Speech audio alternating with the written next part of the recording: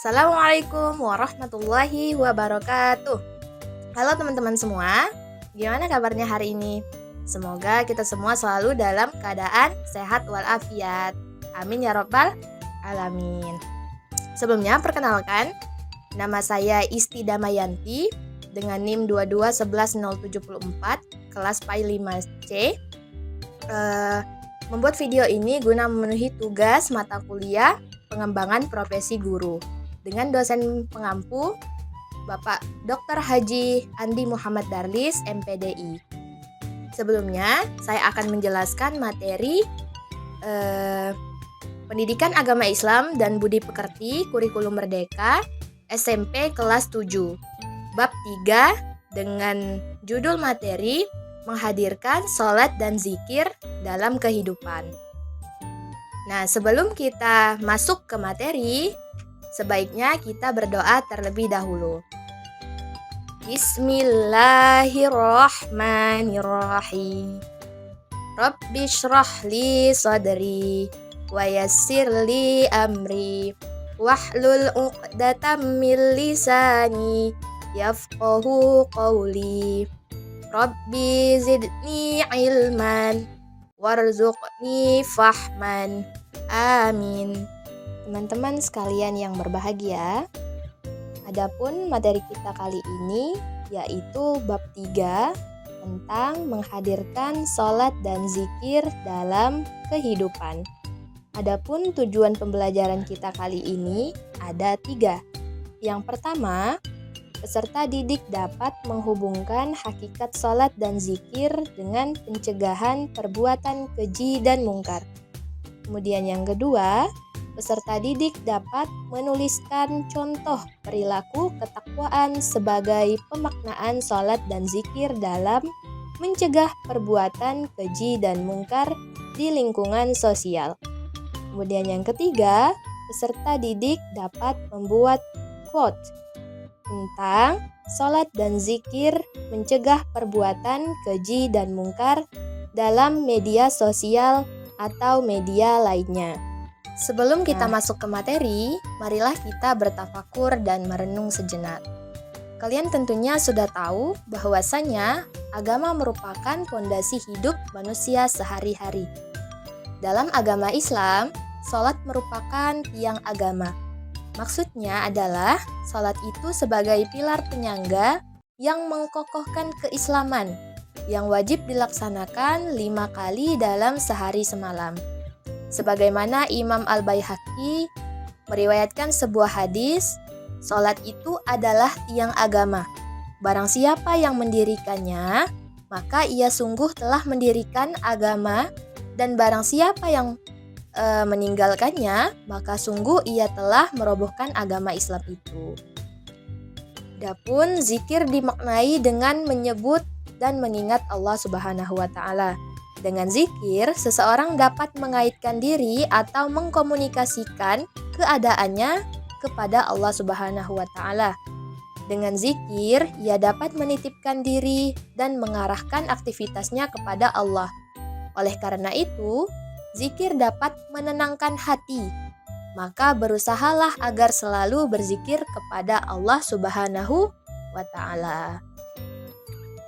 Setelah mencermati renungan tadi, kita akan masuk pada pembahasan pertama, yaitu makna sholat. Secara bahasa, sholat diartikan sebagai doa atau doa meminta kebaikan. Sedangkan menurut istilah, sholat dipahami sebagai semua perkataan dan perbuatan yang dimulai dengan takbiratul ihram dan diakhiri dengan salam. Kalian pasti tahu kenapa sholat itu penting dalam kehidupan sehari-hari. Selain sebagai tiang agama, sholat juga berfungsi untuk memberikan makna terhadap kehidupan di luar sholat. Jika kita selalu mengingat Allah Subhanahu wa Ta'ala dengan selalu menjaga sholat, maka kita akan mendapat ketentraman hati. Sholat juga mendorong kita untuk berpikir bersih dan selalu berada di jalan yang benar. Kita akan terjaga dari perilaku keji dan mungkar apabila hati selalu ingat kepada Allah Subhanahu wa Ta'ala. Nah, adapun dalil tentang sholat. Sebagaimana Allah berfirman dalam Quran surah Al-Ankabut ayat 45 yang berbunyi, A'udzu billahi minasyaitonir rajim. Bismillahirrahmanirrahim. Utlu ma uhiya ilaika minal kitabi wa aqimis shalah. Innas salata tanha 'anil fahsya'i wal munkar. Waladzikrullahi akbar. Wallahu ya'lamu ma tasna'un. Shadaqallahul azim. Artinya, bacalah kitab Al-Quran yang telah diwahyukan kepadamu, Muhammad, dan laksanakanlah sholat. Sesungguhnya sholat itu mencegah dari perbuatan keji dan mungkar. Dan ketahuilah mengingat Allah dalam artian sholat itu lebih besar keutamanya daripada ibadah yang lain. Allah mengetahui apa yang kamu kerjakan.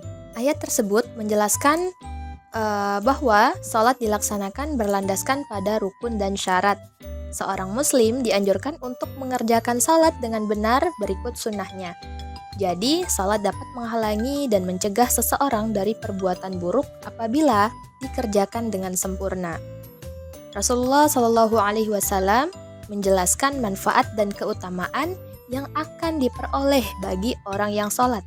Begitu pula kerugian dan siksaan yang akan menimpa orang yang tidak mengerjakannya. Rasulullah Shallallahu Alaihi Wasallam bersabda yang artinya orang yang memelihara sholat akan mendapatkan cahaya, petunjuk dan keselamatan pada hari kiamat.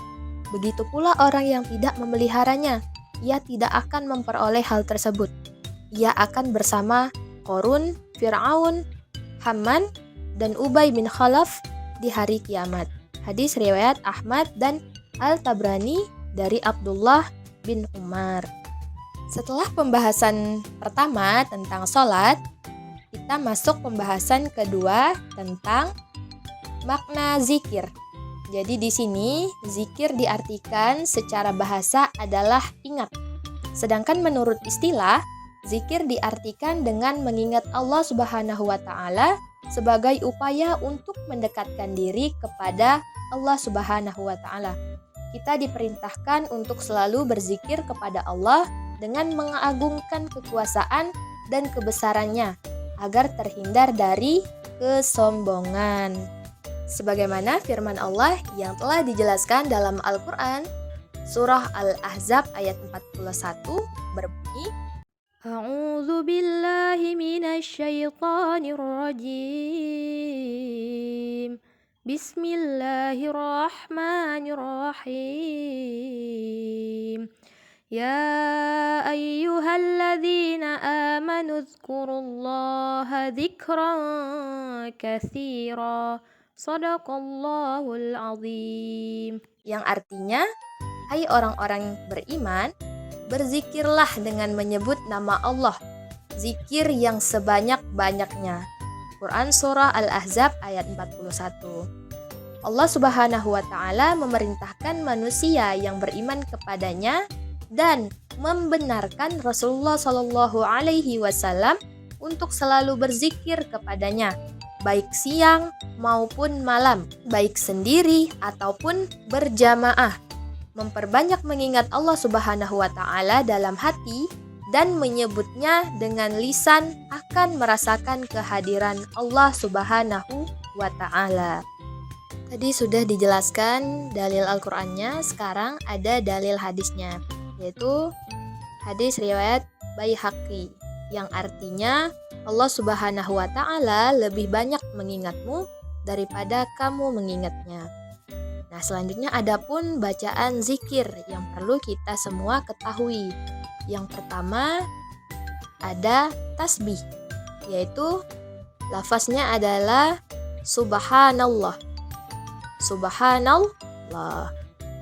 Kemudian ada tahmid, lafaznya alhamdulillah.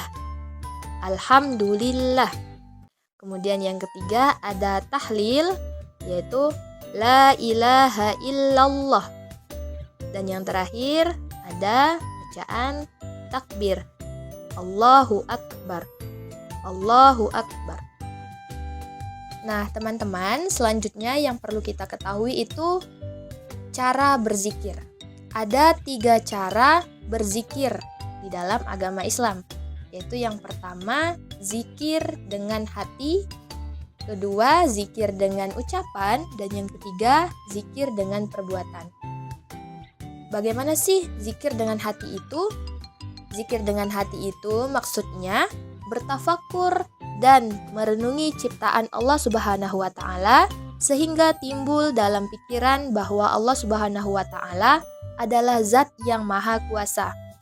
Kemudian yang kedua, zikir dengan ucapan itu maksudnya pengucapan lafal-lafal yang di dalamnya terdapat keagungan namanya.